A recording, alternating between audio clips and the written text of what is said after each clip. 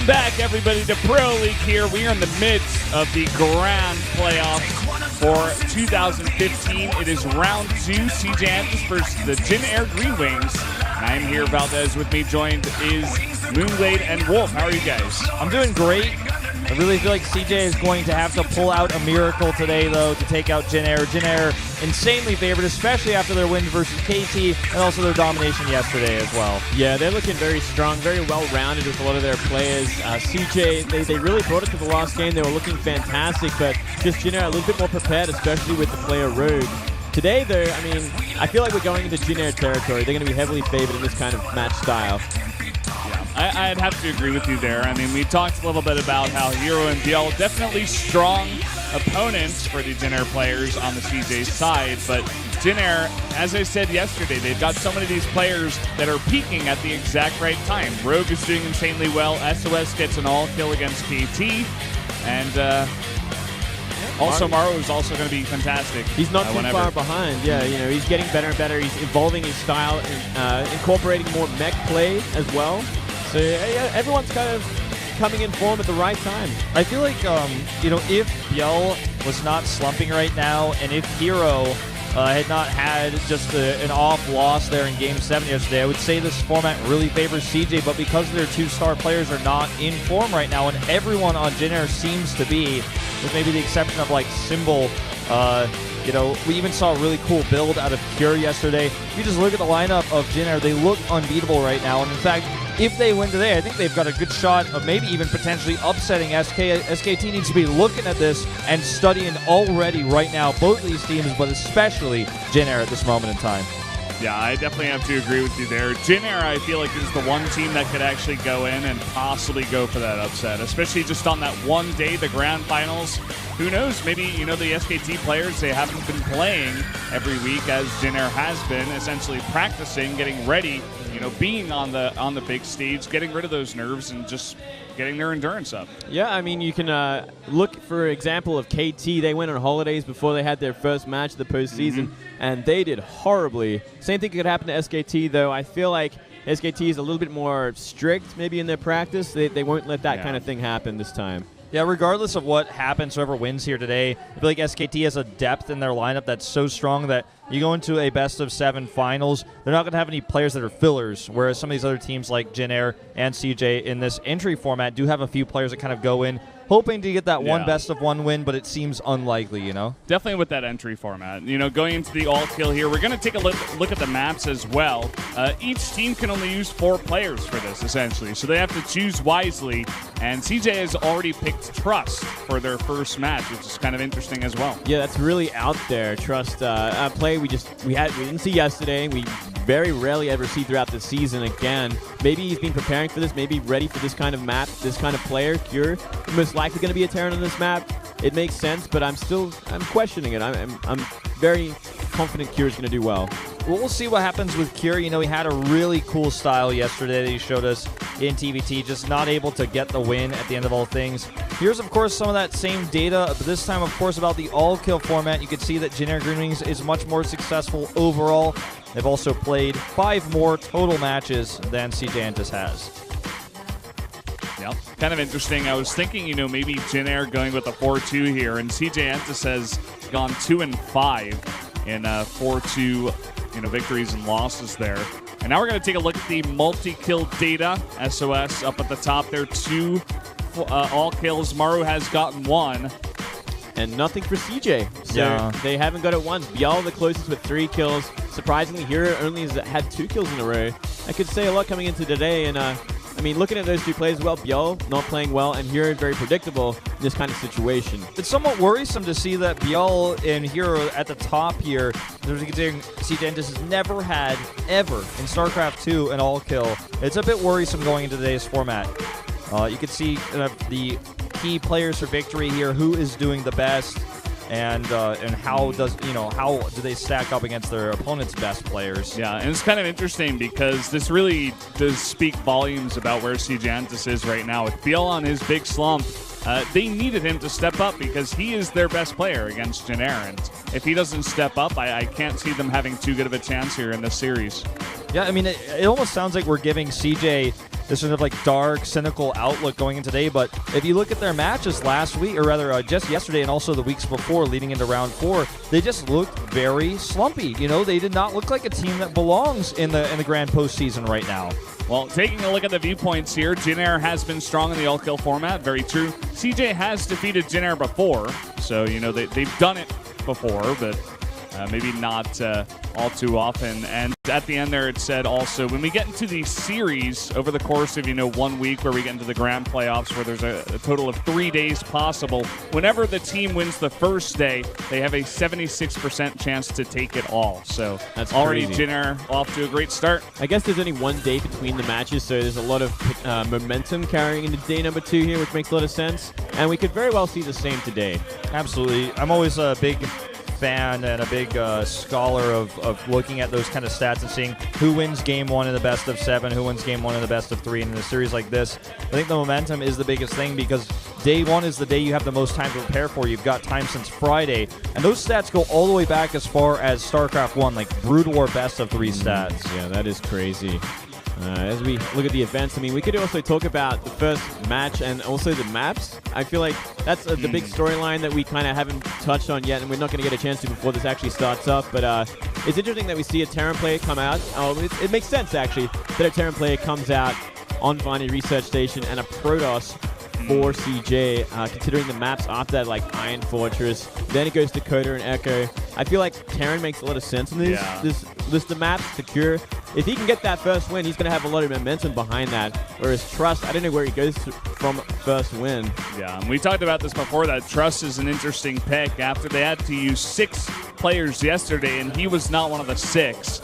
And he is given this chance here, and the maps don't even favor him. So we keep talking about this dark, cynical outlook for CJ's future, especially for today. It's kind of, coming all together. It just seems that way, right? But let's see what they can do. We have seen upsets happen in this league before. I mean, hell, SOS got a reverse all-kill last week on day 2, so anything can happen. I feel like Trust is going to have to show us one of those wonderful, crazy best-of-1 builds, kind of like what we saw from Sora yesterday in PvP. Yep, certainly so. Well, here he is, Trust. He's played 1 game this year. Wow. Besides that, I mean, he's just been playing a ton of online qualifiers and not really finding success anywhere else. He's 1-5 all-time in Pro League as well, including stats from previous seasons. He's definitely not a player that CJ relies upon almost ever. And that's a very interesting place to put him in as well on the first game. A lot of stuff is on the line for this one player to go up against Kira, a guy who is very prepared, has a ton of experience in the booth, and he is a player that Jin Air relies on all the time. You know what? He looked great yesterday despite losing his match. He had a very unique style in TVT, and he had a great game with it too. So I came today looking at it. He should be pretty confident still, and he's playing great. Yeah, I give some hope, on the other hand, to Trust. One of these Protoss snipers, got the Protoss brothers in the house. You've got Sora, you've got Hush to talk to kind of figure this one out. I have to give the edge here to Trust because there's not enough information to see, whereas in recent times, Cure has been struggling, even with that loss yesterday, even with how well he played yesterday. With that loss, I cannot give him my favor here. I have to give a slight edge to Trust going to this best of 1 because I don't think that Coach Park would rely on him the same way he relied on Sora yesterday if he didn't have a plan. It's going to be a close one, though, and I don't take this decision lightly. It's like I'm really on the fence about it. I would agree with you there. I think if Trust takes this one, he's got to have a crazy build for the game number 1. But, guys, let's jump into that game number 1 right now on Vaani Research Station.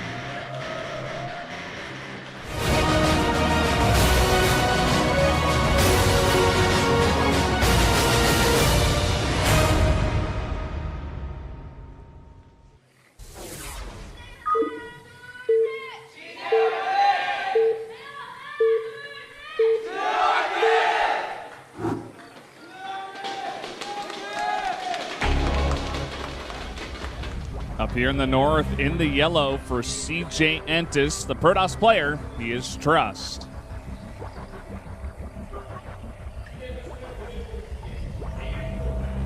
You got to win today so we can see you tomorrow. That sign says down to the bottom at the 6 o'clock position in green. It is Cure for Jin Air Green Wings. taking a narrow defeat yesterday, just building a unique composition, mostly harassment-focused. Get an all kill and go to the finals. All right. Can you do it, Cure? Well, look at this. Oh, starting off a little cheeky. Where will you be going? This looks like perhaps a proxy Reaper. I think so. It went before the depot, and it's going solo. It's going YOLO. Oh, well, but there's a second one. Oh, my goodness. All right, we'll just get it right into it here. This is a really cool play Oh, because you dirty boy. Cure is expecting probably the same as we are, that Trust is going to do something unique and out there, out of the box, and if he just gets proxied, then that can ruin everything. That's going to ruin everything. And I wonder if this is a stylistic sort of cheese. Like, they know what Trust is, how he plays, and from this reason alone, is maybe a reason why Trust never gets playtime, is he has this very one-dimensional sort of style. So let's go for a cheese here in game 1. That's a good point because, we only have the information of watching broadcasts and matches, looking at information like stats that are out there. But, some of these Korean players, especially with the new resources to look up barcodes for Koreans, probably know when they play against this guy on the ladder, how he plays on the ladder. And people talk, people talk about each other's styles. You hear rumors.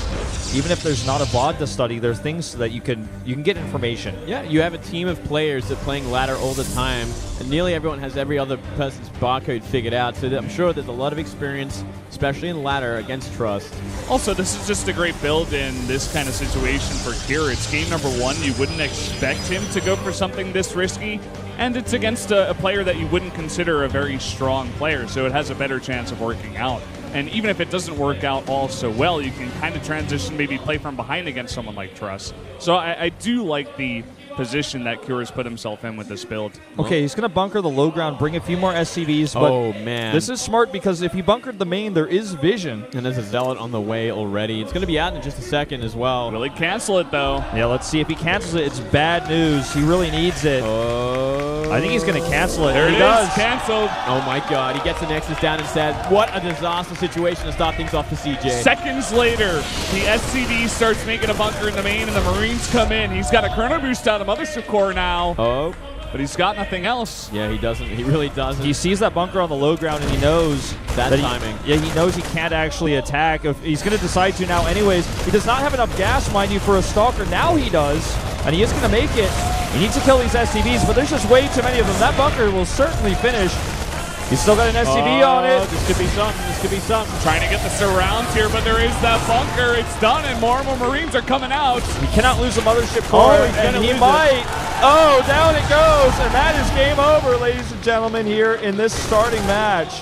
What a disaster situation. Way overzealous with that Mothership Core as well. That was his only hope, get a photon overcharge. One Stalker's not going to do the trick. Never, and he's already down in workers, plus the fact that Cure has mules.